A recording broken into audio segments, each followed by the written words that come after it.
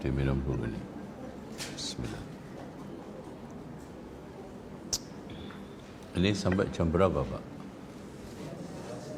11. Ya. Saya tadi nyampe jam 8:30 di sini. Belum ada orang, akhirnya ke depan beli lontong. Ya udah.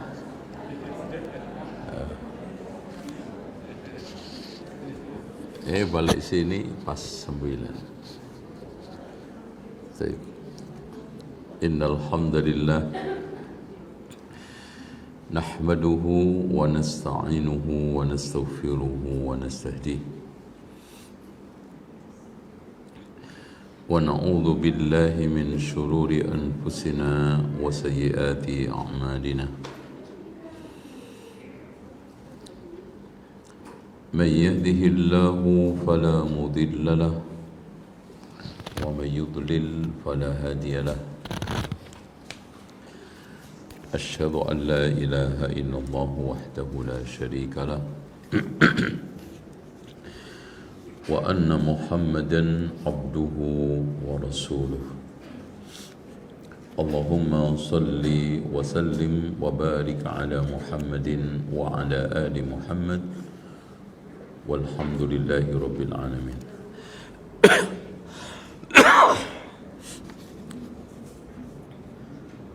Bapak Ibu sekalian yang dirahmati Allah,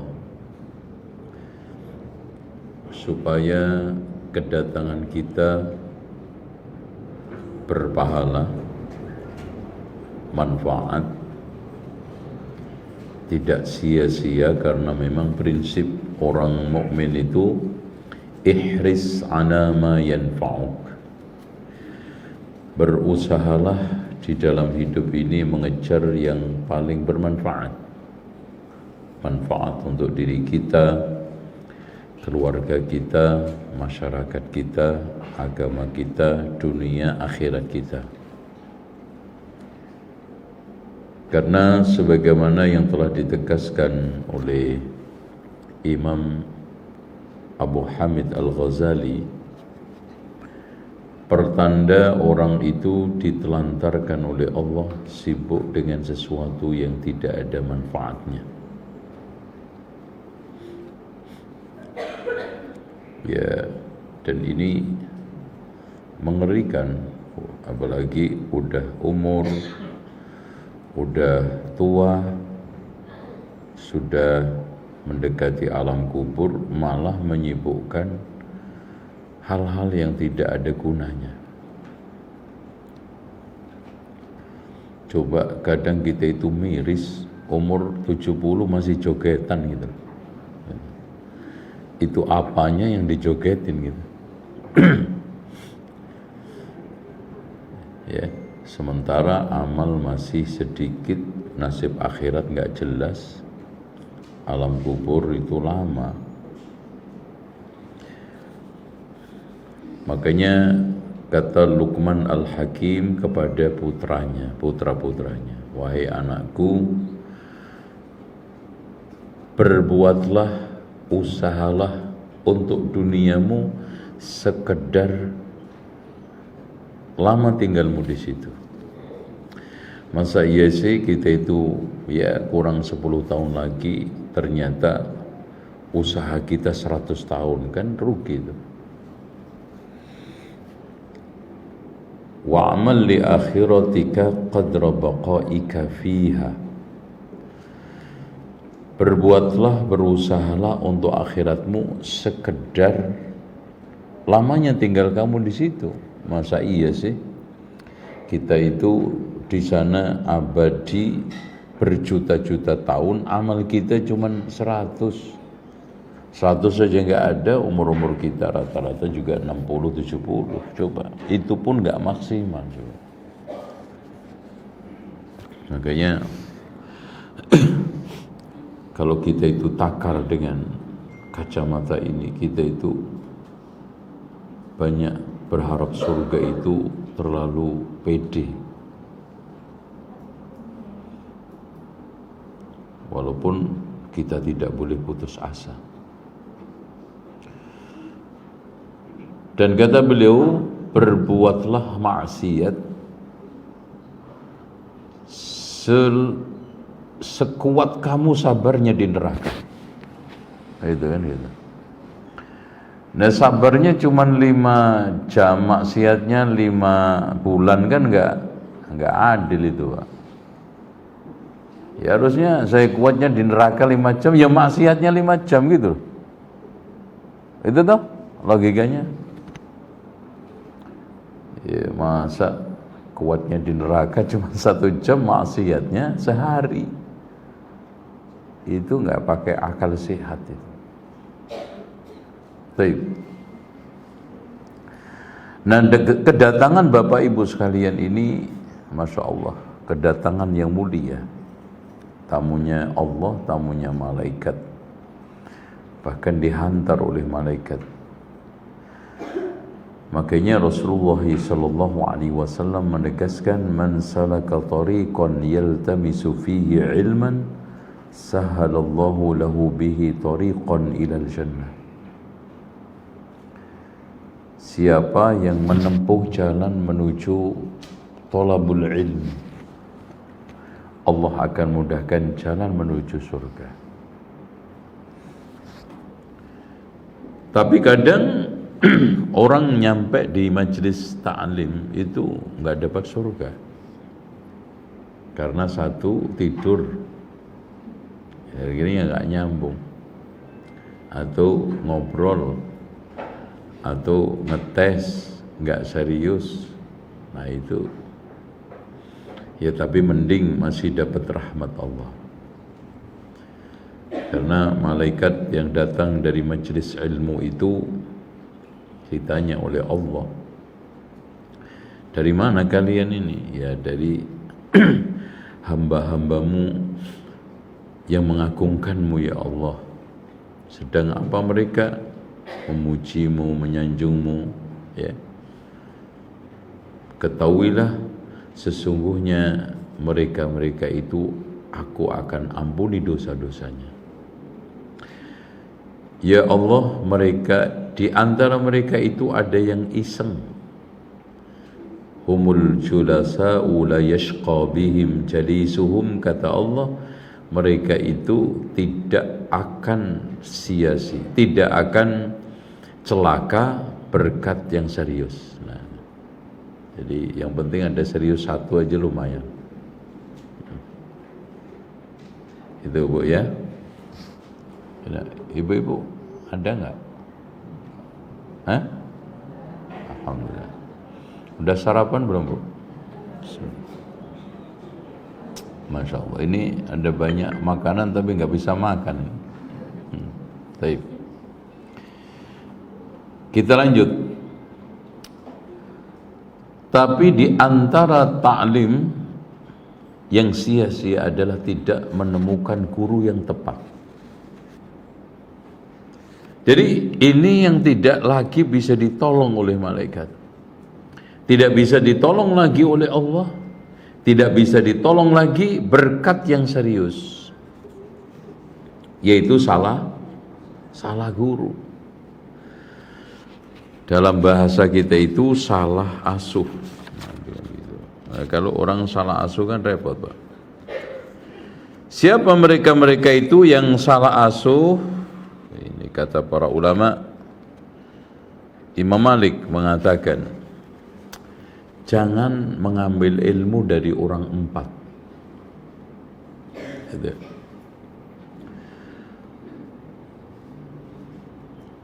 Yang pertama adalah rajulun safihun mu'linus safah. Orang yang pandir, jelas-jelas pandirnya. Jadi kajiannya nggak ada ilmunya, isinya cuman olok-olok, kalau nggak gitu ngelawak, kalau nggak gitu joget, kalau nggak gitu ngoblokin orang. Nah, ini mu'linus safah.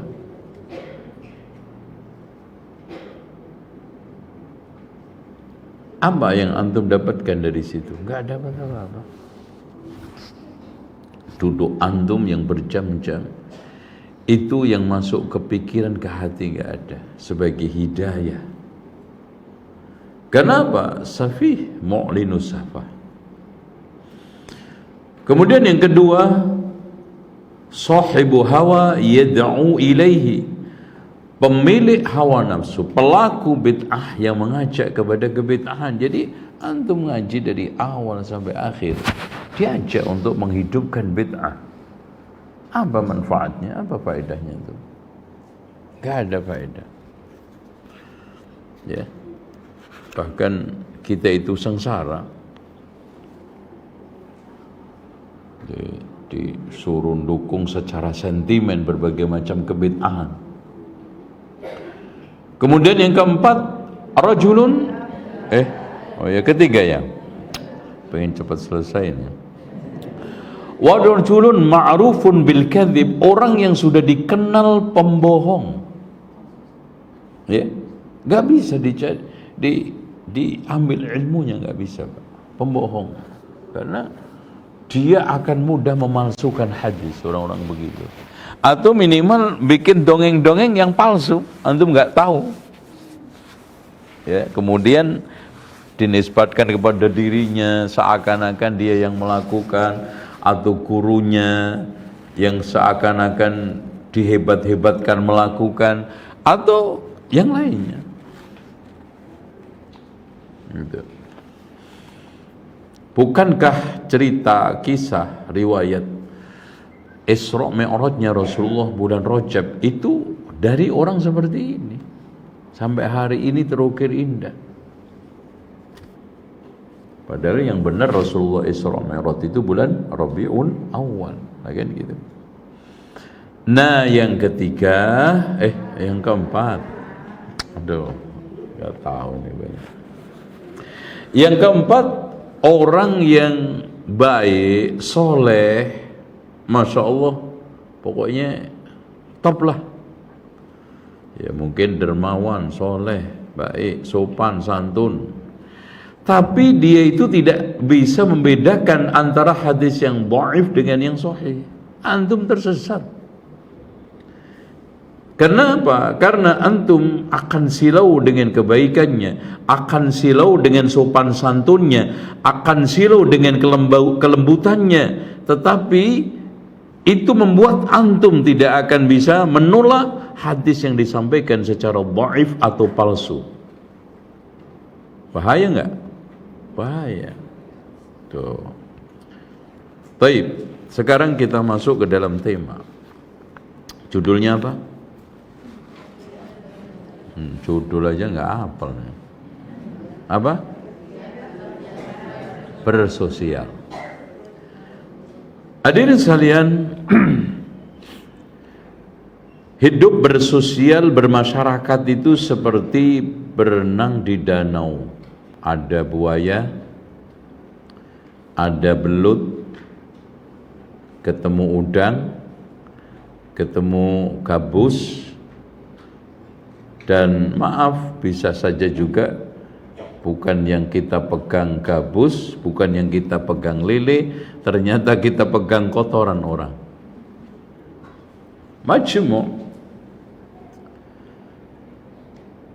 Makanya Imam Abdullah ibnu Mubarak mengatakan, ad-dunya kabahrin yahtawi samakan wa huta. Kehidupan ini laksana lautan yang di situ bermacam-macam ikan. Ada hiu, ada apa lagi? Paus, ada kembung, ada tongkol, ada, wah itu tanya yang ngapal nama-nama ikan itu. Banyak sekali. Nah, kita dihadapkan dengan jutaan warna-warni ikan dengan karakternya, jutaan manusia dengan berbagai macam sifat, sikap, dan karakter. Kira-kira mudah? Oh, nggak bisa. Gitu. Ya nggak, Bu? Kok nggak jawab? Iya, iya aja lah gitu loh. Enggak juga, nggak ada faedah kok.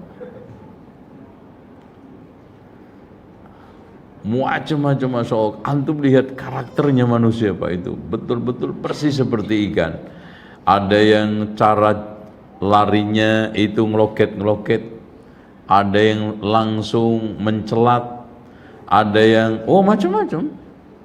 Watak masing-masing ikan itu, watak masing-masing manusia. Ada yang pendiam, ada yang cerewet, ada yang gedumbel, ada yang pendiam tapi nyantetan.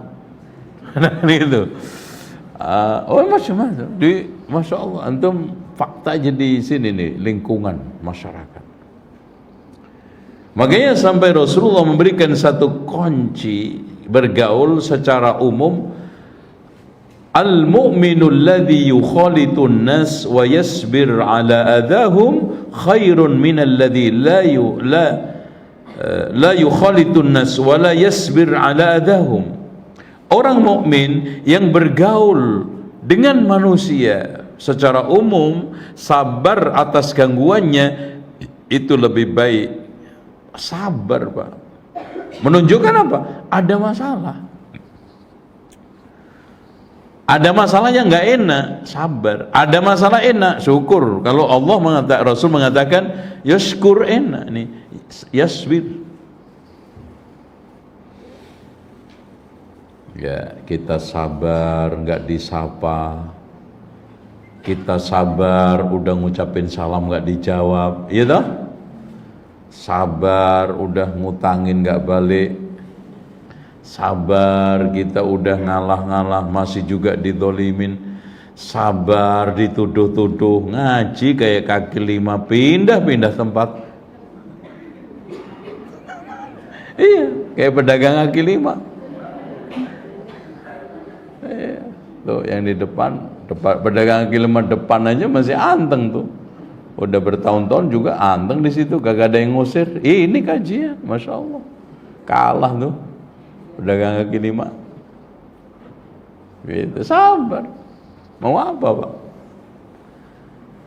Itu kuncinya, sabar. Makanya Masya Allah, kenapa hikmahnya Allah menyuruh Nabi Nuh itu sabar. Tapi titel akhir innahu kana abdan syakura, sesungguhnya dia itu hamba yang bersyukur. Karena apa? Buah kesabaran itu itu kuncinya itu.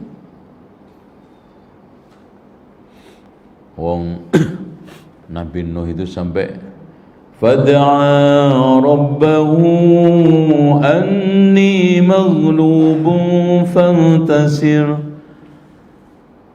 Dia mentok 950 tahun tidak dapat sambutan, dan 950 tahun itu bukan sekarang tidur-tiduran. Beliau mengatakan di dalam surat Nuh, inni da'utu qaumi laylan wa nahara falam yazidhum du'ai illa firara. Ya Allah, aku mengajak mereka itu siang malam. Siang malam kalau buka warung makan pagi sore kaya. Itu kan? Itu. Warungnya pagi sore, makannya siang. Lucu kan? Itu. Ini siang malam diledek orang, ditolak orang, enggak digubris orang, dihina-hina orang, direndahkan orang, dicibirkan orang. Coba 950 tahun dapat pengikut cuma 4. Ya, mendingan jamaah ini muhajirin. Wa ma amana ma'ahu illa qalil. Oke. Itu bersosial ya. Jam berapa nih? Udah habis? Jam 11 sudah? Kurang 1/4? Hah? Bener Pak? 10 kurang 1/4? Oh, salah ngelihat berarti. Oke. Bapak Ibu sekalian, kenapa kita itu kan, kalau pada umumnya orang itu banyak caper, cari perhatian. Tuh. Terus apa lagi? Caper atau cuper, curi perhatian. Itu cuper. Terus apa lagi? Upper, ambil perhatian. Udah itu singkatan-singkatan. Tapi ada yang lebih dalam, yang jarang diperhatikan orang apa? Curi, ambil hati. Tuh. Tapi banyak orang yang salah-salah. Dibelain selfie sampai nyungsep, cari perhatian di sosmed. Gak ada faedah. Sementara tetangganya yang harusnya perlu dapat perhatian terlantar. Mertuanya harusnya mendapatkan perhatian terlantar. Besannya atau apa lagi? Temannya. Makanya disinilah kita bagaimana kiat untuk bersosial. Apa kiatnya? Ambil hati. Bukan hanya sekedar ambil perhatian, bukan hanya cari perhatian, tapi lebih daripada itu cari pengaruh hati orang lain kepada kita. Kenapa kita harus melakukan itu? Karena 5 sebab. 1, apalagi kita ini orang-orang soleh yang ngaji ya, yang pengen orang lain itu mendapatkan hidayah, yang pengen orang lain itu tertarik terhadap sunnah ya. Karena ketika kita itu bisa mengambil hati orang lain, insya Allah orang itu bisa tertarik dengan sunnah gitu loh Pak. Nah, ambil hati, kita curi hatinya itu dengan berbagai macam cara. Nanti ada kurang lebih ada berapa ya? 9 kiat nanti cara untuk nyari ambil hati orang. Tapi itu sebab dulu. Karena ayuhan nas, kata Rasulullah, inna minkum munafirin, sesungguhnya kalian itu membikin lari orang saja ya. Jadi hatinya nggak tertarik, hatinya nggak tertaut, hatinya tidak luluh sama sopan perilaku kita, ucapan kita, ya, action kita, acting kita, akhirnya lari. Kedua, faktor kenapa kita membahas atau kiat bersosial ini kita angkat, karena banyak kelompok-kelompok sesat yang lebih bisa mengambil hati orang-orang di sekitar kita. Pak, kenapa ada orang-orang yang sampai rela murtad? Karena didekati itu pasti. Apalagi orang Indonesia itu kan punya ciri khas, sangat rikuh, nggak enak kalau dia itu dibaikin. Itu udah ini watak orang Indonesia yang tidak mungkin ada di dalam bangsa lain. Paling nggak enak kalau dia itu punya hutang budi. Paling nggak bisa. Loh, kenapa kita nggak manfaatkan itu tapi untuk dakwah, untuk kebaikan sunnah gitu, untuk menarik kepada hal-hal yang sekarang mendatangkan ridha Allah dan Rasulnya. Coba Pak bayangkan, Yahudi Indonesia itu punya grup, anggotanya itu sudah 73.000. Itu di grupnya sosmed. Itu belum yang nggak punya sosmed. Itu berarti kan di sini ada. Tuh. Itu. Dan Yahudi itu sudah kelakuannya di Palestina kayak apa? Masih ada pengikut, coba bayangkan. Jangan-jangan jumlah pengikutnya sama dengan jumlah dakwah sunnah ini. Itu Pak. Makanya Rasulullah mengatakan kepada Hakam ibnu Hazm, ya ini innakum lan taf'alu ma umirtum bihi. Kalian tidak akan bisa melakukan semua yang saya perintahkan. walakin saddidu wa abshiru. Tapi yang paling penting, berusahalah menjadi orang baik dan kasih kabar gembira di sekitar kita. Alias apa? Sikap-sikap kita itu bisa menarik gitu. Nah, yang ketiga, apalagi seorang dai bisa memiliki berbagai macam pemikat, penarik, sehingga orang-orang awam itu bisa tertarik ya dengan cara yang baik. Kalau sekarang kan menariknya dengan cara salawatan joget, itu datangin artis, itu sudah di luar konteks, ikhtilat dan gitu. Wah, seneng semua kalau gitu, apalagi fatwanya nyenengin, apa aja boleh kan gitu.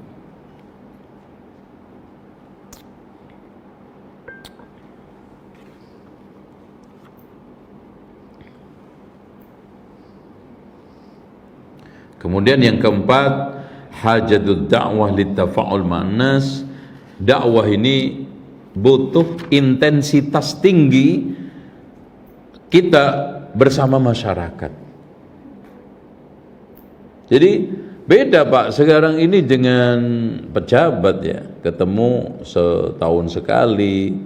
Dakwah itu memiliki kedekatan, kerekatan dan juga keakraban yang sangat tinggi. Intensitas kita bersinggungan dengan masyarakat itu per hari. Lah kalau kita itu tidak menarik, coba setiap ketemu sumpah, setiap ketemu apa? Aduh, muka lagi repot. Ya, ketemu dia lagi nih. Itu, waduh. Nih. Yang kelima, sesungguhnya ketika seorang dai bisa mengambil hati masyarakat, seorang pengajak kepada sunnah, ketika kita itu faham, bisa menarik, mengambil hati masyarakat manusia, maka di sana akan ada kesatuan pikiran, kesatuan hati, kesatuan perasaan di tengah masyarakat, dan di situ akan memudahkan kita berdakwah. Tuh. Oke. Nah sekarang kita masuk, sekarang bagaimana atau kiat apa sehingga kita itu sukses bersosial, bermasyarakat, bergaul, dan bisa sukses mengambil hati di tengah masyarakat tanpa harus kita mengorbankan idealitas kita, tanpa harus mengorbankan kebaikan-kebaikan Islam, komitmen kita kepada sunnah, itu ya, tetap itu. Karena kalau akhirnya kita itu yang kebakar, yaitu namanya bukan ngambil hati, gitu ya.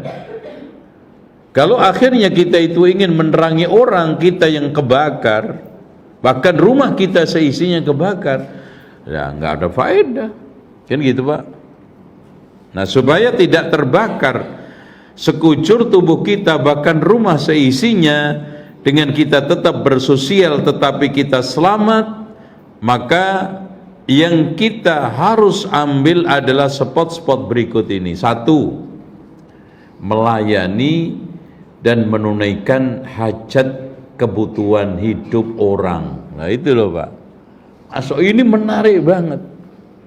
Coba antum lihat ada jalan lubang, antum tambal. Oh, yang biasanya lewat di situ jungkel nyungsep atau minimal perak nggak enak, wah mulus, siapa nih yang nambal? Masya Allah, senang. Lu antum biasa lewat jalan yang jelek, tiba-tiba sudah diperbaiki nih, hati antum kayak apa? Riang. Apalagi dia kesulitan biaya ke rumah sakit, dia kesulitan biaya untuk bayarin sekolah anaknya yang nunggak. Oh Masya Allah.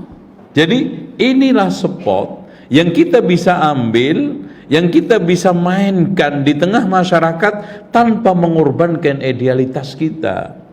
Apa itu? Menjadi pelayan masyarakat.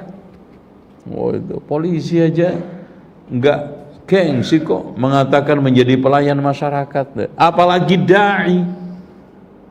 Itu ya enggak Pak? Dai itu pelayan masyarakat lebih. Nah kalau kita sekarang sudah memaklumkan pelayan masyarakat, lihat Bu, ada konten Masya Allah, yang dilakukan orang awam mungkin belum paham ngaji seperti kita. Bagaimana dia itu ngerawat orang gila, ODGJ. Apa itu ODGJ, benar ya? ODGJ, orang dengan gangguan jiwa. Kan di antara kita belum ada kan yang melakukan itu. Perkara yang sulit dan jarang bisa dijangkau orang, tapi dia bisa lakukan. Dan subhanallah, coba antum lihat komennya orang-orang di situ. Subhanallah, mulia. Ya. Karena ternyata orang-orang gila yang ditemukan itu tidak gila total. Ada yang setengah gila, ada yang pura-pura gila. Nah, yang pura-pura ini kan belum diselamatin supaya sehat walafiat lagi. Itu. Masya Allah, kasbun nas. Makanya kata sang penyair, ahsin ilan nasi tasta'bid qulubahum, berbuatlah baik kepada orang lain, kamu akan menghambakan hatinya. Artinya menjadikan dia itu budak kamu. Fa talama sta'badal insana ihsanu, berapa banyak orang yang diperbudak oleh kebaikan, ditaklukkan oleh kebaikan. Makanya Rasulullah, coba apa yang dilakukan Rasulullah di rumah dengan istrinya, tidak lebih daripada mengambil hati. Ikut nimbrung di dalam kerjaan sama istrinya, ikut nimbrung kerjaan sama suaminya. Kalau si istri itu tidak lain tidak bukan, closingnya itu di titik apa? Ambil hati. Ibu-ibu nimbrung sama suami, bantuin suami supaya apa? Ambil hati, tambah belanjanya. Loh kan gitu. Nah itu pasti ada target kan? Maksudnya nggak ada target, nggak mungkin. Biar kalau minta umroh lancar, kita ganti pakaian lancar. Ini gitu, ambil hati. Makanya kenapa Allah itu menjadikan musuh agama, pendusta hari pembalasan, wa yamna'unal ma'un, menghalangi pinjam meminjam soal barang-barang sepele. Apa itu? Tang, obeng, kompak. Hanya takut gak dibalikin. Bu, Pak, kalau kita seandainya barang kita dipinjam orang gak balik, alhamdulillah kok, manfaat dia. Ya, kita beli lagi hanya obeng kok demi tetangga kan gitu. Tapi ya kayak jangan keterlaluan, kadang-kadang tetangga tuh pinjam gak pernah balik, lengkap tuh barangnya, mau buka bengkel bisa.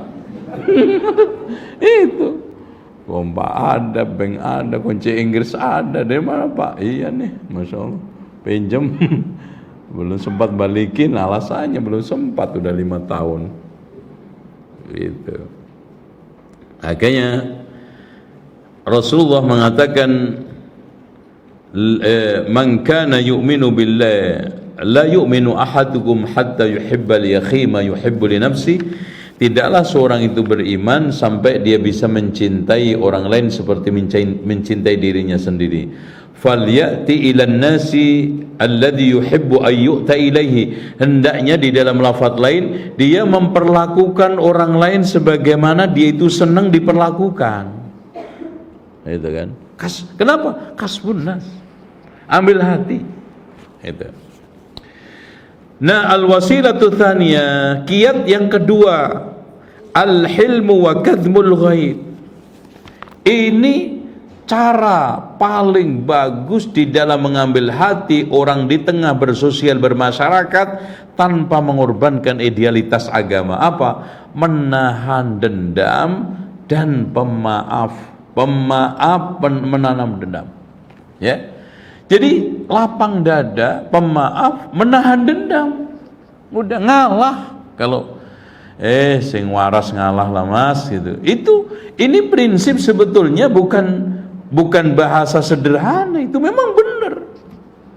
Sing waras ngalah. Tanda kewarasan apa? Ngalah. Loh itu coba. Memang kesel, memang capek batin, memang aduh, kan gitu. Kayak apalagi kalau ego kita masih menonjol, enak aja kita disuruh diem, ngalah, maafin, apaan, dia siapa? Ya orang lah, masa ketek. Ya dia siapa lagi? Gitu. Makanya wal kadhiminal ghaidha wal 'afina 'anil nas wallahu yuhibbul muhsinin. Kenapa Allah memberikan kriteria orang muttaqin itu wal kadhiminal ghaidh, menahan dendam, wal 'afina 'anil nas, karena itu adalah perkara yang paling sulit di dalam bersosial. Makanya Pak, Allah memberikan ciri muttaqin dalam surat Al-Imran itu semuanya sulit. Yang pertama Pak, alladzina yunfikuna fis sarra'i wad dharra, yang berinfak dalam keadaan lapang sempit. Lah kan susah itu. Lah kalau punya duit infak wajar, yang enggak wajar punya duit pelit. Itu. Yang hebat enggak punya duit bisa infak. Tuh akal di mana tuh? Masya Allah. Di mana tuh? Masya Allah, masih bisa infak. Ibarat sederhananya seperti Rasulullah butuh itu selendang, tapi karena si Badui itu minta dikasih. Nah itu, anak juga butuh ini. Makanya pemberian dari orang itu kadang bentuk-bentuknya satu, pemberian dari majikan ke buruhnya, yaitu pemberian barang-barang bekas. Kan biasanya gitu, mau pulang pembantunya tuh pilih-pilih tuh pakainya, kan gitu. Ada pemberian yang memang dia nggak butuh, ini kepada teman sahabat, bagus Mas Ian, tapi nggak butuh.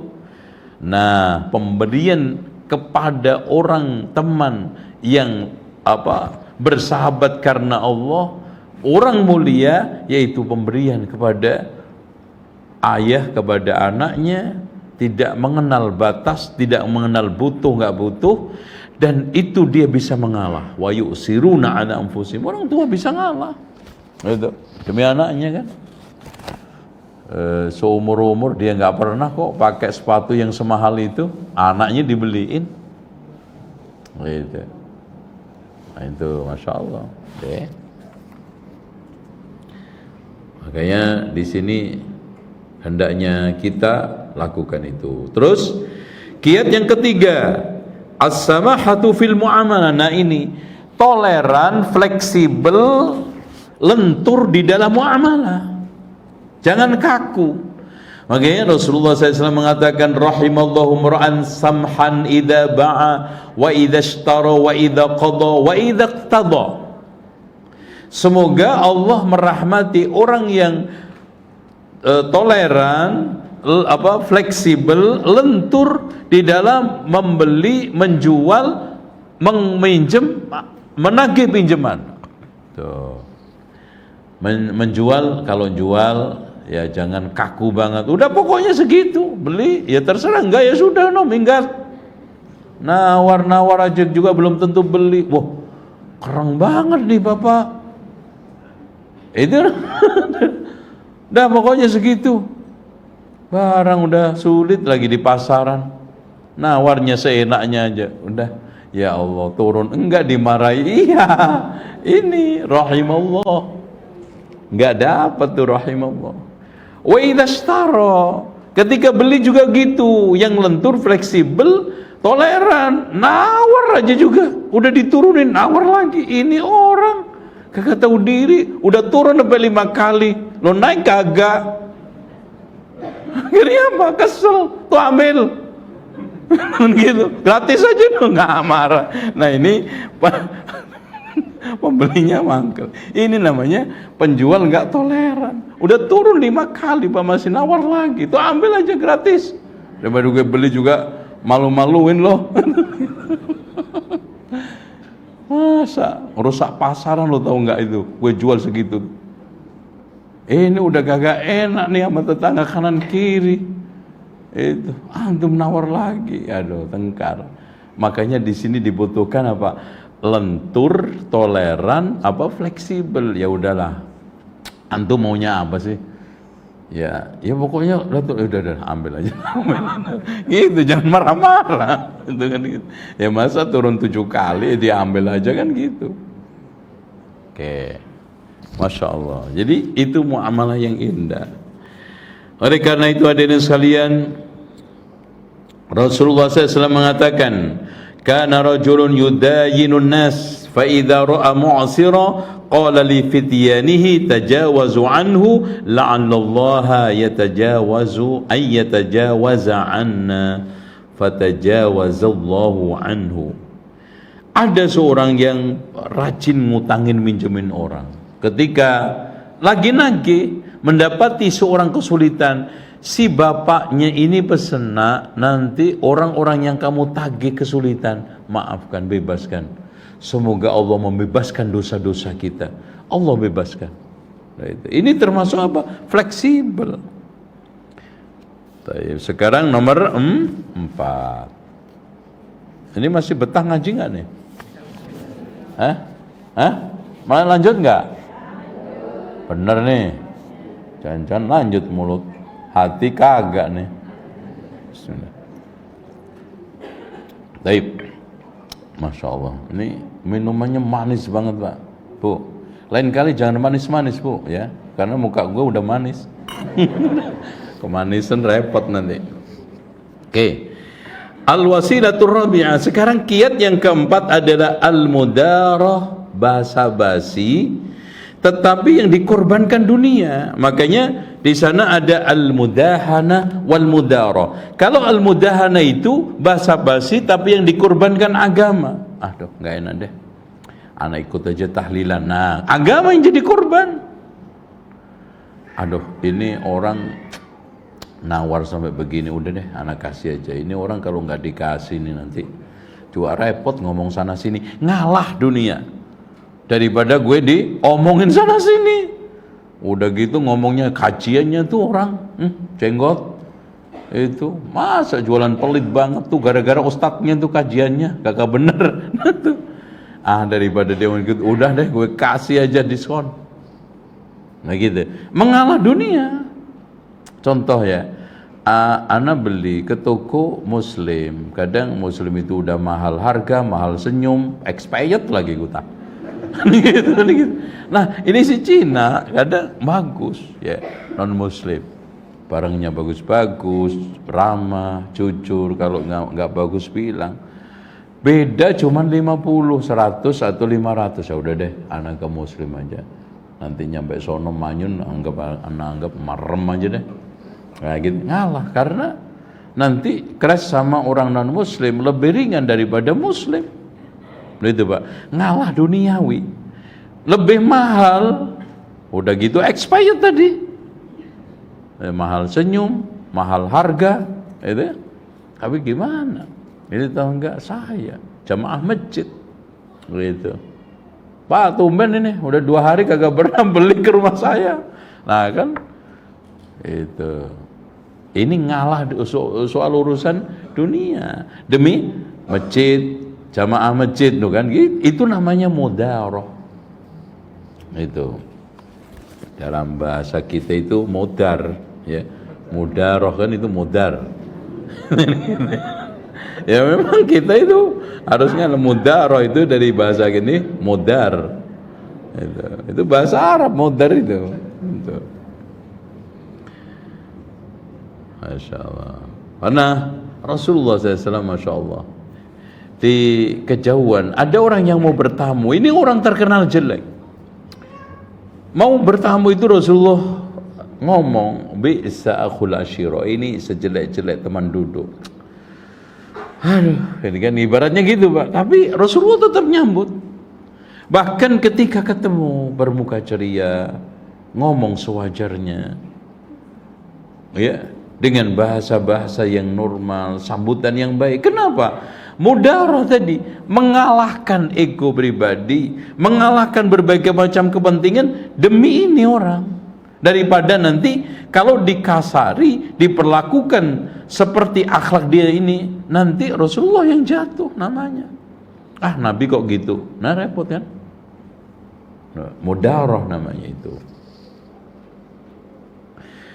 Makanya dari hadis tersebut Ibnu Hajar menukil dari Imam Al-Qurtubi, wa fil hadisi jawazu ghibatil mu'lin bil fisqi.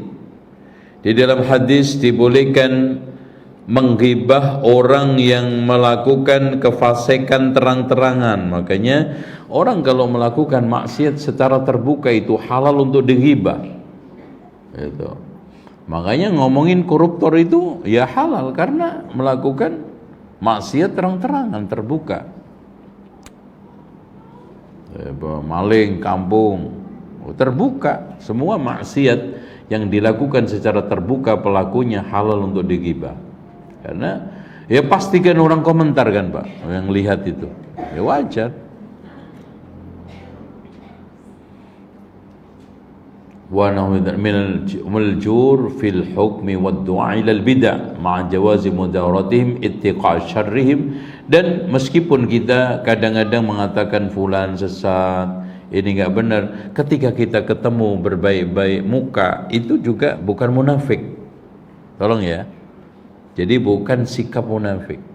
Bahkan itu sikap yang dicontohkan oleh Rasulullah SAW. Sekarang nomor 5, termasuk kiat untuk mengambil hati orang lain adalah idkhalus sururi 'alal akharin, memasukkan rasa gembira ke dalam hati orang tersebut. Nyenengin gitu loh Pak. Nyenengin karena dibantu, nyenengin karena kita senyum ceria. Makanya Rasulullah sallallahu alaihi wasallam mengatakan ahabbun nasi ilallahi anfa'uhum linnas.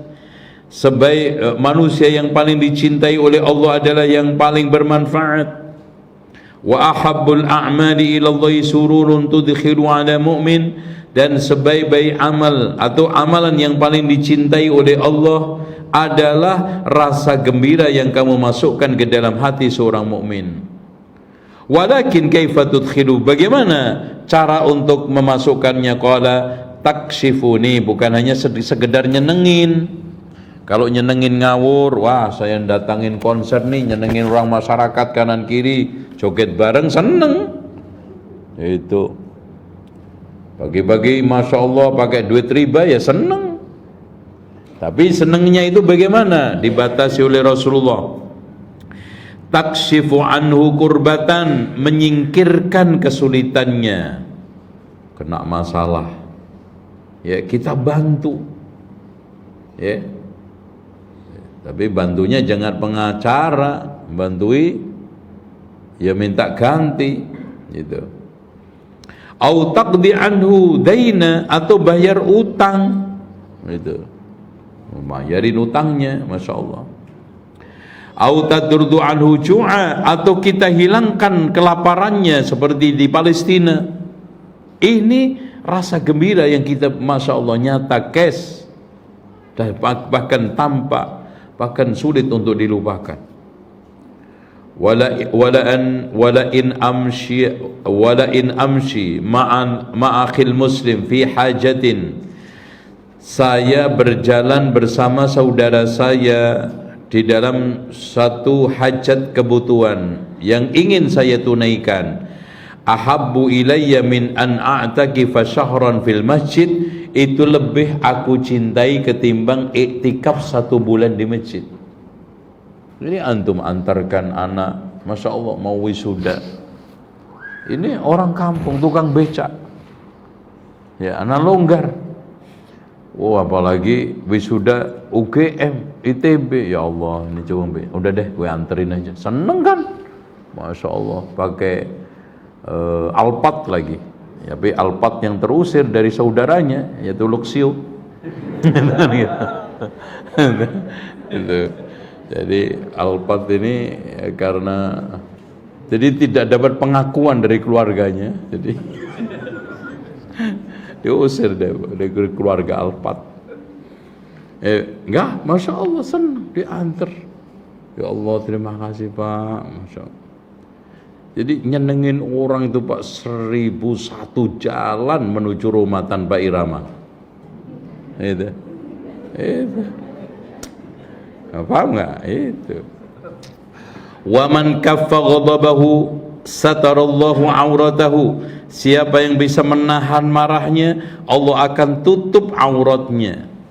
Wa man kadhama au kadhima ghaidahu, siapa yang menahan dendamnya, walau sya'yumdiyahu amda, andaikan dia itu bisa melampiaskan, dia bisa, mala Allahu qalbahu rajaan yaumal qiyamah, Allah akan penuhi hatinya dengan harapan yang besar di hari kiamat. Masya Allah.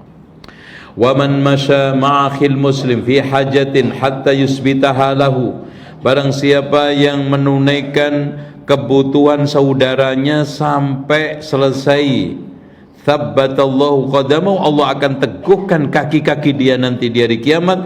Yauma tazillu fihi al-aqdam, di hari nanti kaki-kaki itu tergelincir. Wa inna su'al khuluqi la yufsidul amal, sesungguhnya buruknya akhlak itu bisa merusak amal. Kama yufsidul khallul asal, seperti cuka merusak madu. Gitu. Jadi masya Allah ya, memang betul.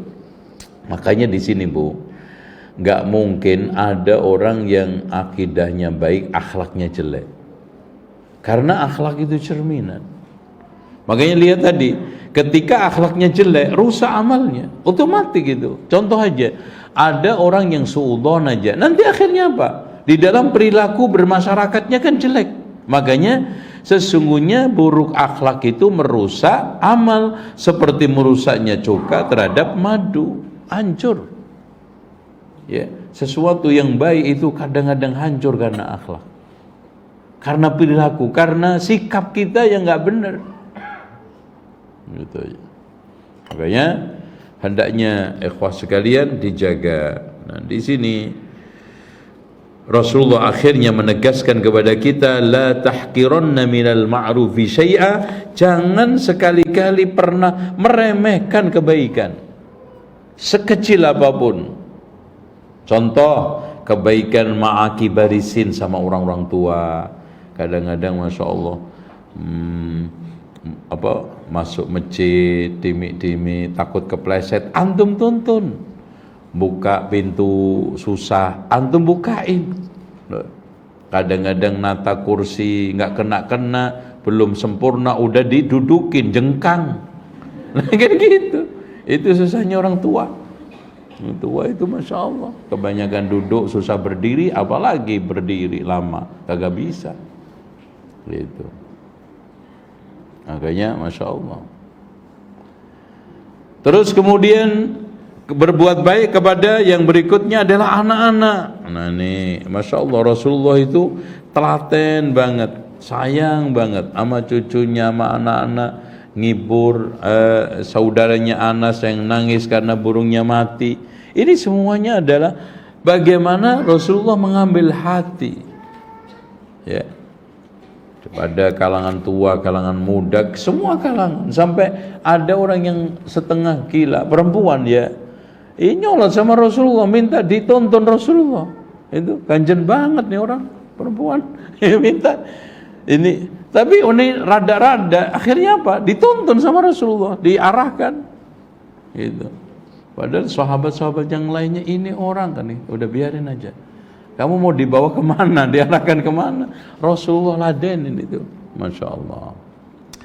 Nomor 6, kiat untuk mengambil hati orang di dalam bersosial, bermasyarakat ini supaya sukses adalah menghormati kaum muslimin dan menghormati kaum muslimin dan menghargai kedudukan mereka dan beradab sama mereka. Contoh aja Pak, kalau memang dia lurah dan semua orang itu kalau dipanggil Pak Lurah itu bangga, panggil. Jangan mentang-mentang gitu kan, teman SMA gue udah lurah, Pak Lurah apaan lo? Parti sini. Jangan. Itu kan SMA dulu, beda sekarang. Rasulullah aja Pak, urusan Heraklius kafir.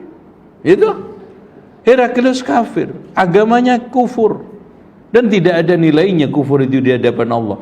Tapi ketika Rasulullah SAW mengirim surat, tetap dia sebutkan ila adhimir Rum, ila Heraklius adhimir Rum, kepada Heraklius pembesar Romawi. Coba kasih pembesar Romawi, karena memang besar di sana.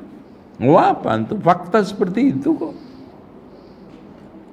Itu contoh aja ya, ada tokoh agama lain Hindu, Buddha atau Kristen, mungkin antum pandang agama tersebut, agama sudah dipandangkan kita kufur, tapi di kalangan mereka, nah itu dia. Makanya kita harus hargai itu secara muamalah. Makanya meskipun Abu Sufyan masih kafir, dikatakan man dakhala dar abi, ya, man dakhala dar Abi Sufyan fahuwa amin. Siapa yang masuk ke rumahnya Abu Sufyan maka akan aman. Wah, bangga Abu Sufyan. Wah, rumah saya, rumah dijadikan oleh Rasulullah jaminan keamanan. Yang di luar bisa dibunuh. Masuk rumah Abu Sufyan aman, bangga. Wah, seneng tuh. Makanya banyak yang berdatangan ke rumah. Coba cara ngambil hati yang simpel, Pak. Makanya Rasulullah SAW mengatakan, laisa minna man lam yujilla kabirana wa lam yarham saghirana wa lam ya'rif li'alimina haqqahu. Tidak termasuk golongan kami orang yang tidak menghormati yang tua, menyayangi yang muda, mengenali hak orang alim di antara kita. Itu yang repot sekarang ini, Masya Allah. Tokoh agama, ulama itu memang subhanallah fitnah sekarang, karena banyaknya tokoh-tokoh siluman dan tokoh-tokoh sulapan serta tokoh-tokoh karbitan yang merusak aslinya. Ya, ketika ada banyak dokter palsu, kan dokter spesialis itu ketar-ketir juga. Jadi ikut-ikutan dipandang sebelah oleh orang lain. Sama seperti sekarang begitu, Pak.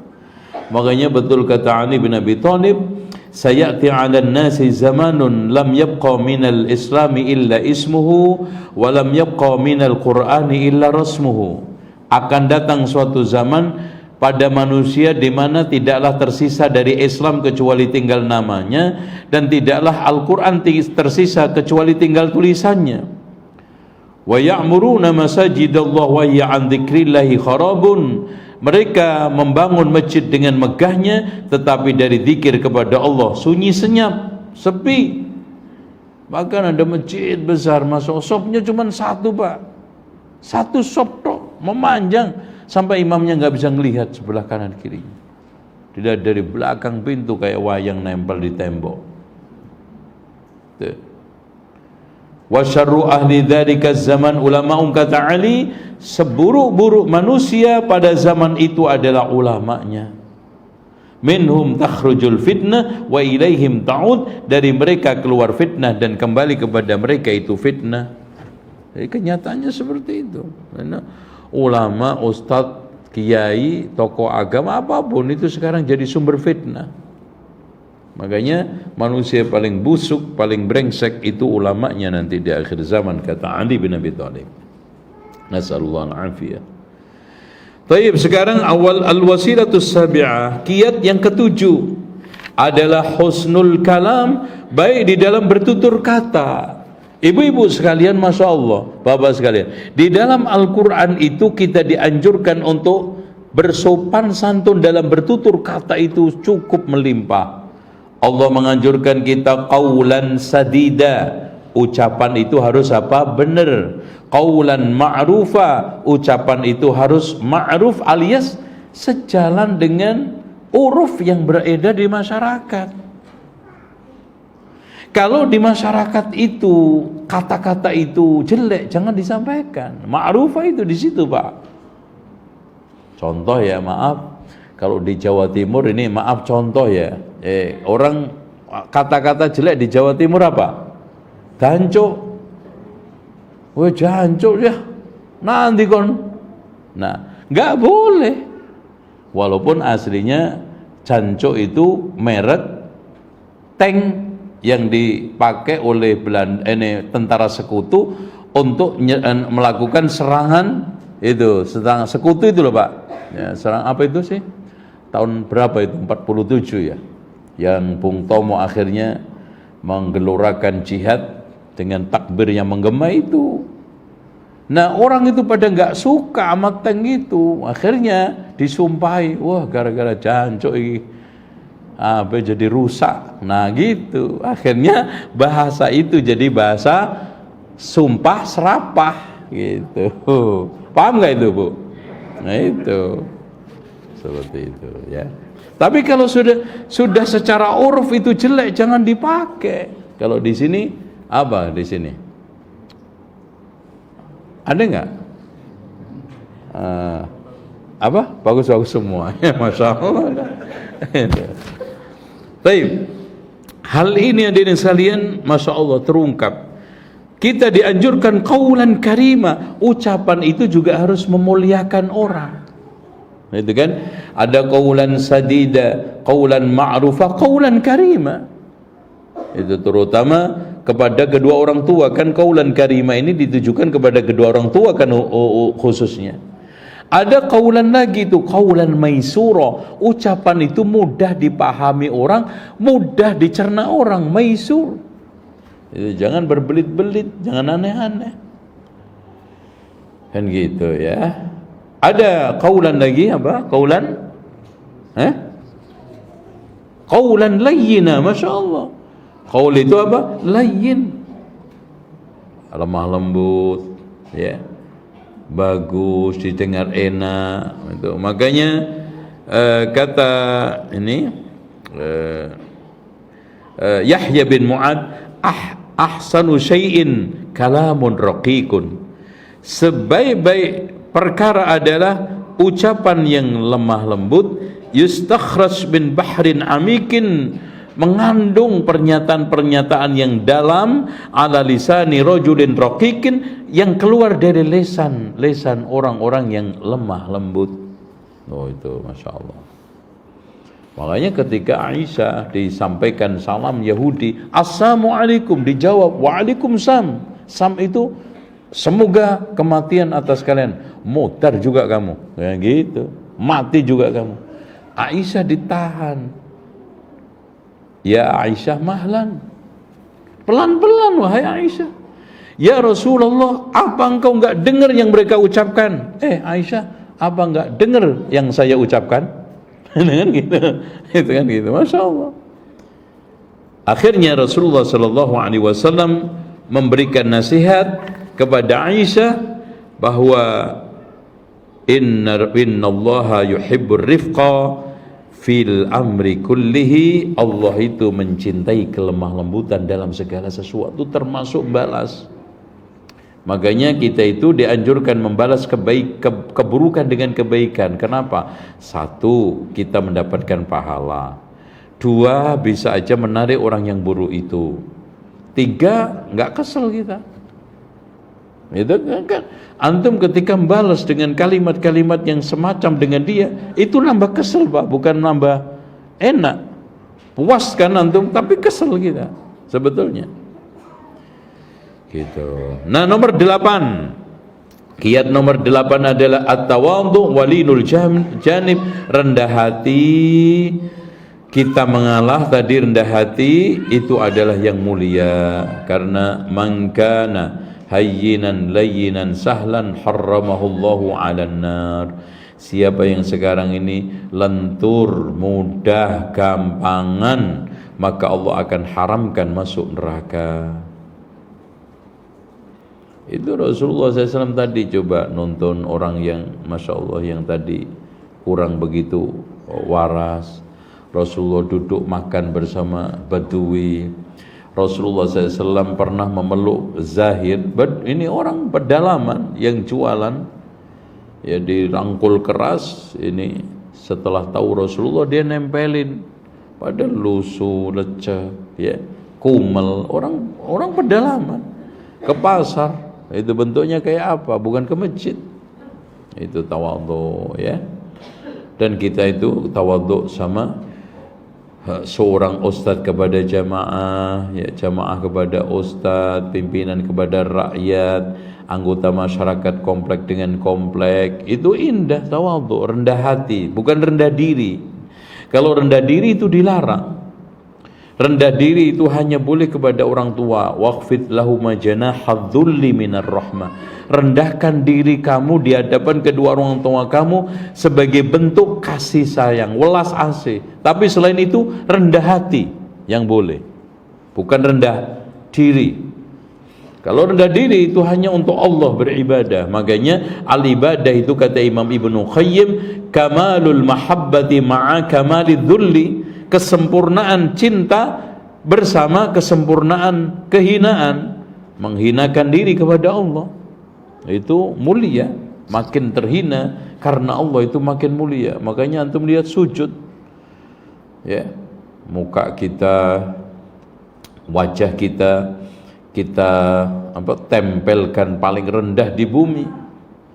Anggota tubuh kita yang paling tertinggi apa? Pantat. Yang dibaca ketika itu apa? Subhana rabbiyal a'la. Masya Allah, ngaku yang tertinggi saat kita paling rendah. Itu sujud. Makanya sujud itu tempat yang paling mulia, saat yang paling mustajab untuk kita berzikir dan berdoa. Karena itu, karena sombong, angkuh itu turunan iblis. Maksudnya turunan sifatnya iblis. Iblis itu kan aba wastakbara, disuruh sujud aba wastakbara wa kana minal kafirin. Itu makanya ujub itu ketika kamu merasa punya kelebihan yang tidak dimiliki orang lain. Itu ujub kan. Ketika kelebihan itu digunakan untuk meremehkan orang lain, merendahkan orang lain, nyibirin orang lain, itu sudah dalam bentuk sombong, kiber namanya. Itu bedanya ujub sama kiber, yaitu sombong sama ujub. Yang nomor 9, di antara kiat untuk menarik hati orang adalah bersosial sukses, al-judu wal karam, bersikap dermawan dan murah hati. Tuh. Masya Allah, Rasulullah itu Pak pernah ngasih kambing itu selereng gunung sama orang pada waktu perang itu, Masya Allah. Bahkan sahabat-sahabat yang dari Madinah itu merasa ini enggak nyaman, kita yang perang kok dia yang dapat. Akhirnya Rasulullah menjelaskan, Masya Allah, apakah kamu tidak rela mereka hanya pulang membawa kambing-kambing dan sapi, kamu pulang membawa Rasulullah? Mana yang kamu pilih? Ayo, pulang bawa kambing atau bawa saya? Artinya udah bawa aja kambing, saya tinggal di Mekah. Oh, Masya Allah, Allah dan Rasulnya lebih tinggi karunianya. Allah dan Rasulnya lebih aku pilih. Itulah pilihan yang tepat, pilihan abadi, pilihan yang membawa kebaikan dunia dan akhirat. Nah, yang terakhir, al-wasilatul ashiru ar-rifqu, yaitu bersikap arif, yaitu sopan, santun, toleran tadi. Innallaha rafiqun yuhibbur rifqa. Dan bahkan kata Rasulullah, innar rifqa la yakunu fi syai'in illa zana wa la yunza'u min syai'in illa sana. Sesungguhnya kelemah lembutan tidaklah ada pada sesuatu melainkan menghiasinya, dan tidaklah ditarik dari sesuatu melainkan akan merusaknya. Wallahu a'lam. Saya kira itu cukup. Wah, udah lebih jam. Masih jam 10:30 ya? Oke, ada setengah jam kita buat minum-minum, ngopi-ngopi. Silakan. Oh ya, sambil nunggu pertanyaan Bapak Ibu, sekarang saya akan sampaikan 5 hal yang bikin orang itu lari, membikin orang itu benci, membikin orang gak tertarik. Pertama, orang yang tidak tahu tempat dan keadaan. Jadi siapapun kalau orang bertingkah tidak tahu keadaan, tidak tahu tempat, itu pasti bikin orang itu nggak suka. Makanya contoh imam nggak tahu diri, nggak tahu keadaan, nggak tahu tempat, panjang banget sholat, makmumnya siapa? Nah itu nggak tahu diri, nggak tahu tempat, nggak tahu keadaan. Ini bikin orang lari. Hanya penyakit orang itu kan cuma dua, nggak tahu diri atau dirinya nggak tahu. Yang repot itu nggak tahu diri, gitu. Itu ya. Dan banyak orang kayak gitu.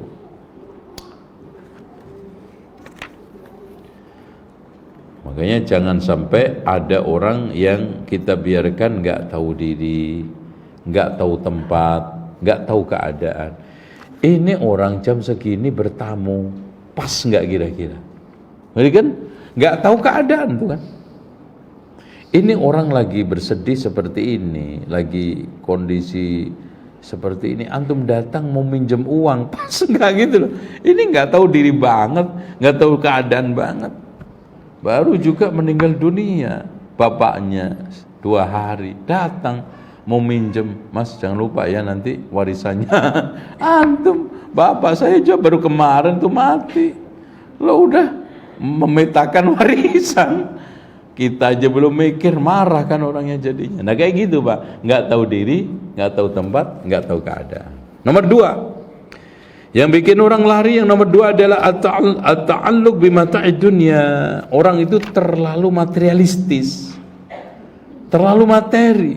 Orang itu kalau terlalu hubbud dunya, terlalu terikat dengan keduniaannya, dengan berbagai macam aksesoris hidupnya, ini juga repot, bikin orang nanti lari. Kemudian nomor 3, al-ghiltatu wal fadhal, kasar, bengis dan keras kepala. Kasar, bengis, keras kepala. Gak ada yang suka. Kaku. Dia kasih penjelasan itu nggak pernah bisa paham. Makanya fabima rahmatin minallahi linta lahum walau kunta faddan ghalidhal qalbi lan faddu min hawlik. Karena rahmat Allah kamu itu bisa menjadi lembut, lentur, toleran, enak. Kalau bukan karena rahmat Allah gak bisa. Makanya andaikan kamu itu bengis, keras kepala, kasar, orang pada lari dari kamu. Oh jangan. Nomor 4, di antara yang bikin orang itu tidak tertarik adalah banyaknya kontradiktif antara ucapan dan perbuatannya. Oh itu orang lari, gak percaya, sentimen hilang. Itu karena adanya kontradiktif, pertentangan, tidak sinkronnya antara ucapan dengan perbuatan. Walaupun di sini tidak berarti menghentikan kita dakwah, bahkan suatu kesalahan orang karena belum bisa melaksanakan, dia nggak mau menyampaikan, itu salah, itu disenangi setan. Kalau memang seperti itu, mana orang yang bisa berdakwah, ya. Walaupun maksudnya di sini jangan kebangetan gitu, kontradiksinya. Nyuruh orang sholat dia nggak sholat, kan kebangetan itu. Itu kalau memberitahu orang, antum ini jangan bohong, bohong itu haji, antum nasihat. Ternyata pembohong dia. Ini kontras kan. Nah yang terakhir, yang kelima adalah at-ta'sir wa ta'kid, mempersulit. Jadi semua orang itu pak enak sama orang yang suka mempersulit, ya, mempersulit dan memperkeruh. Nah kita tambahin mempersulit, memperkeruh suasana itu, ya. Contoh urusan bisa dimudahkan, disulitkan. Nah itu kan birokrasinya Abu Nawas, yang mudah aja bisa dipersulit, apalagi yang sulit. Nah sekalian, nah gitu, itu birokrasi Abu Nawas. Jangan permudahlah yang sulit, apalagi yang jelas-jelas mudah. Dan banyak di kita itu masya Allah mempersulit, memperkeruh. mempersulit masalah, memperkeruh suasana. Akhirnya apa? Bikin orang itu lari. Ya, cukup. Jadi lengkap, jadi faktor yang membuat kita itu kenapa membahas masalah kaitan kita bersosial, bermasyarakat, mengambil hati orang, terus kiat untuk mengambil hati, mencuri hati orang tadi 10 itu, dan tidak ada yang harus dikorbankan idealitasnya. Nah, faktor-faktor yang membuat orang lain itu lari, benci, gak suka ada 5. Silahkan Bapak Ibu yang tanya. Ini ada. Assalamualaikum Ustaz. Bagaimana dengan ikhwan kita yang berpendapat kita harus berpihak kepada saudara kita yang akidahnya lurus namun akhlak dan adabnya kurang baik? Allahu a'lam bishawab. Di sini mungkin yang dimaksudkan adalah tadi yang dilakukan Rasulullah dengan orang yang buruk akhlaknya, tapi secara muamalah kita tetap menunjukkan biasa-biasa aja, muka ceria dan baik-baik saja. Rasulullah sebelum masuk beliau mengatakan bi'sa akhul ashirah, tapi setelah ketemu bermuka ceria, bermanis muka, dan bahkan menyambut dengan sambutan hangat. Itu aja, tidak lebih daripada itu. Tidak lebih daripada zohir sikap kita, zohir kita. Karena dengan sikap kita lebih buruk, mungkin kita cuekin, kita diemin, dia akan lebih buruk lagi kelakuannya, akhlaknya. Nah, lebih parah, maslahatnya nggak ada. Makanya mendiamkan orang itu melihat maslahat.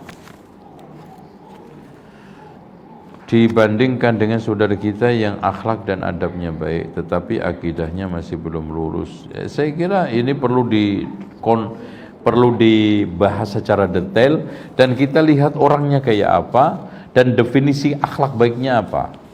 Karena gini Pak, kalau ada orang baik tanpa akidah itu kebaikan parsial. Yang contoh tadi, ini orang baik pendiam tapi mangkel dikit nyantet tadi kan. Ini orang Masya Allah dermawan. Akhirnya Masya Allah saking dermawannya apa? Setiap ada acara jogetan nyawer. Nah kan, karena nggak pakai akidah. Itu loh Pak. Contoh orang ini bagus banget subhanallah. Ini sopan santun, nyapa, senyum ceria. Tapi nggak kenal batas. Lagi perempuan, semuanya dibaikin. Ya. Bahkan saking akrabnya sama perempuan siapa aja nggak kenal batas, loh kan, salah lagi kan? Nah itu, makanya di sini pokoknya kata Imam Ibnu Hazm begini, jarang sekali kita bisa temukan orang baik tanpa ilmu. Andaikan ada orang baik tanpa ilmu, kebaikannya itu parsial, tidak mendalam. Ya tadi itu. Makanya bisa aja kita lihat secara zahir, orang non Muslim, Kristen baik.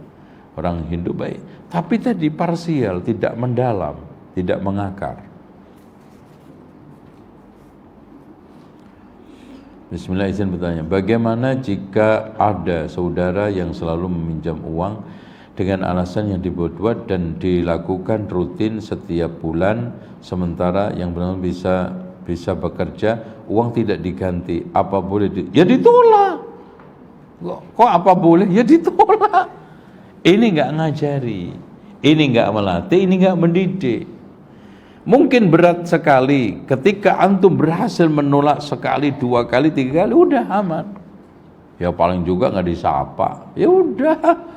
Kan yang nyapa Bapak masih banyak. Emang manusia di dunia cuma dia aja. Setelah enggak disapa dia, semua enggak nyapa, enggak toh? Kalau enggak senyum, semua enggak senyum, enggak. Bahkan semasjid masih bagus. Semasyarakat, cuman dia, saya melakukan ini ya Allah ikhlas ingin didik dia, karena ketulusan antum itu insya Allah Allah akan bukakan hatinya. Tapi kalau antum mangkal dendam itu beda lagi, nggak ditolong sama Allah. Ya Allah, ana tolak karena demi kebaikan dia dunia akhirat. Ini nggak bagus, karena meminta-minta termasuk dengan cara minjem ini minta-minta yang tidak ada batasnya, tidak ada tujuannya, tidak ada kenal waktunya, ini enggak mendidik.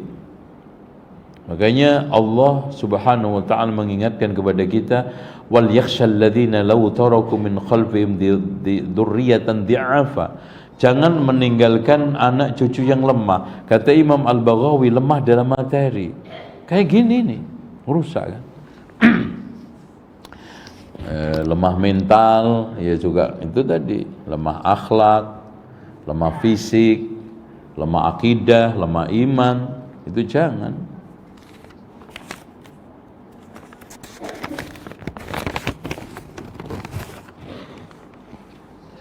Karena kebanyakan saudara-saudara kita yang sudah mengaji susah tersenyum. Emang gimana? Wong ana juga senyum-senyum terus kok. Bismillah, assalamualaikum Ustaz. Bagaimana cara bersosialisasi dengan keluarga yang dirinya mengaku memiliki malaikat yang 24 jam berinteraksi dengan dirinya? Ya memang betul, Raqib Atid. Nggak salah, kita semua, bukan hanya dia. Kan? Di dalam firman Allah kan itu ada. Bahwa Allah Subhanahu wa taala berfirman, "Ma yalfidhu min qawlin illa ladaihi raqibun atid." Terus ngapain dia memang? Dan bahkan manusia itu punya qarin, dua, qarin dari malaikat, qarin dari jin. Terus salahnya di mana? Terus kalau dia sudah punya malaikat, kenapa emang? Apakah ia itu perlu mendebat setiap hal-hal yang dia dakwahkan kepada anak? Contoh, dakwah sesuai malaikat dirinya. Manusia nanti akan dibangkitkan di bumi yang baru dan tidak saling mengenal. Nah ini wong gendeng ya Pak, jangan dilatih ini. Diruqyah dulu sebelum didakwai. Ya. Ini diruqyah dulu sebelum didakwai. Lebih enak antum. Dakwah dulu baru ruqyah, capek antum. Ruqyah itu capek. Bagaimana cara menghadapi mertua yang senang melakukan sihir, menolak sunnah? Ya racuni tikus saya wis. Kalau kelak kesuwen. Nanti wong ini, mana orangnya nih? Aduh, gini ya, ngadepin orang tua ini memang sulit ya. Apalagi mertua. Mertua itu moro-moro tua. Jadi datang-datang sudah tua. Itu singkatan dari orang Jawa, mertua. Itu moro-moro tua. Artinya ujuk-ujuk datang ketemu tua. Itu mertua. Nah, makanya Islam tadi, Rasulullah tadi mengatakan laisa minna, bukan tergolong. Man lam yuwaqqir kabirona, enggak menghormati. Makanya asas utama bermuamalah, berinteraksi dengan orang tua, antum dahulukan ini dulu. Yang didulukan oleh Rasulullah. Rasulullah bukan mendahulukan nasihati. Rasulullah bukan termasuk golongan kami yang tidak menasihati yang tua, enggak. Yang tidak ngasih duit yang tua, enggak. Orang tua itu enggak butuh duit Pak, wallahi. Yang dibutuhkan apa? Dihormati. Kalau bisa hormatnya itu sampai gila hormat. Itu dicium-cium pantatnya gitu ibaratnya. Itu senang dia. Itu. Oleh karena itu, ketika kita bermuamalah sama orang tua, mertua seperti ini, hormati. Nah, baru sekarang cari bentuk-bentuk menghormati mertua. Nah, ini perlu nih di breakdown. Dia kira-kira merasa terhormat dengan apa sih? Oh, dibeliin kalung, beliin. Oh, tuh 10 gram. Kalau kurang 50 gram sekalian. Teler. Karena pakai kan nggak bisa tegak itu kan. Gitu. Terus dia bisa terhormat karena sering disilaturahmi, datangin silaturahmi, kunjung. Kalau dia itu merasa terhormatnya itu biasanya dicium tangannya. Kalau datang, ini anak menantu kurang ajar banget tuh suami kamu atau istri kamu. Datang ke sini nyelonong aja, udah gitu langsung makan, rakus. Kagak salaman, kagak nyapa, seluman selamat tuh, apaan tuh? Dah, suruh pulang aja, sepet gue muka. Nah, marah-marah. Coba kalau begitu datang, salaman dulu, nyapa dulu, ya. Terus kalau dia biasanya nggak mau duduk setara dengan kursi, jangan duduk kursi itu, gitu. Ya udah duduk di lantai aja kan gitu. Dia yang duduk di atas. Coba cari apa-apa yang menyebabkan dia itu terhormat tanpa melanggar syariat. Itu satu. Kemudian yang kedua, biasanya orang itu hanya karena masalah celah. Kita itu masuk itu nggak tahu celahnya, nggak uslahnya gitu loh Pak. Contoh, orang ini lagi seneng, ketika kita masuk beda dengan lagi marah kan. Nah, cari celahnya. Wah, ini lagi tanya kan sama anaknya itu, yang suami itu mbokmu itu kan gitu pokoknya. Mbokmu itu biasanya lagi apa kalau hatinya lagi bening, benter, lagi plong, enak diajak ngomong itu kayak apa? Oh ini biasanya gini Mas. Ibu saya itu pelongnya itu kalau lagi dapat duit banyak. Lah ini yang nggak bisa saya. Nah itu, waduh kalau ditabur uang, nah langsung tuh bening. Nah tuh udah kasih aja saweran sambil nyawer, ngobrol kan gitu. Ya sesekali lah kan nggak terus-terusan. Nanti cari celah. Jadi cari tadi apa bentuk-bentuk dia itu merasa itu terhormat, tersanjung, kemudian cari celah dia itu bisa masuk ke dalam hati dia. Nah yang ketiga yang tidak kalah pentingnya, kita aktifkan anaknya ini sebagai suami, sebagai istri ini. Tolonglah Mas, ibu kamu ini tolong diredam revolusinya, ini gitu, jangan meletup-letup terus panas begini ya. Ini kalau begini terus saya nggak bisa Mas, tolonglah. Nah di sini suaminya mulai aktif atau istrinya itu orang terdekat. Nah yang berikutnya cari orang yang terdekat yang disegani si mertua ini, yang bisa menaklukkan, yang bisa menasihati, yang bisa memahamkan. Dan terakhir nomor 5 ya didoakan, mudah-mudahan sambar geledek cepat. Ya didoakan mudah-mudahan hatinya luluh, sayang sama menantu, sehat walafiat, dan Masya Allah nanti kalau udah ada cucu dia bisa sayang sama cucu. Lewat cucu itulah Insya Allah pelan-pelan bisa masuk gitu Insya Allah. Jadi doa itu dahsyat Pak. Doa itu bisa melakukan apa yang mustahil dalam perbuatan usaha manusia. Usaha manusia, istrinya Nabi Ibrahim itu nggak bisa punya anak Pak, tapi berkat doa bisa nggak terjadi. Nabi Yunus menurut usaha manusia mustahil bisa keluar dari perut ikan, tapi nggak ada yang mustahil di hadapan doa la ilaha illa anta subhanaka inni kuntu minadh dhalimin. Saya kira cukup karena saya sudah lemes juga, lapar juga nih tadi. Masya Allah cuman tadi lontong. Dan insya Allah kita berjumpa di kesempatan lain di setiap Kamis kelima ya insya Allah, dengan tema-tema yang menarik, aktual dan kekinian. Mudah-mudahan kita bisa mengkonektingkan antara Islam dengan kejadian, ada antara Islam dengan fenomena yang terjadi.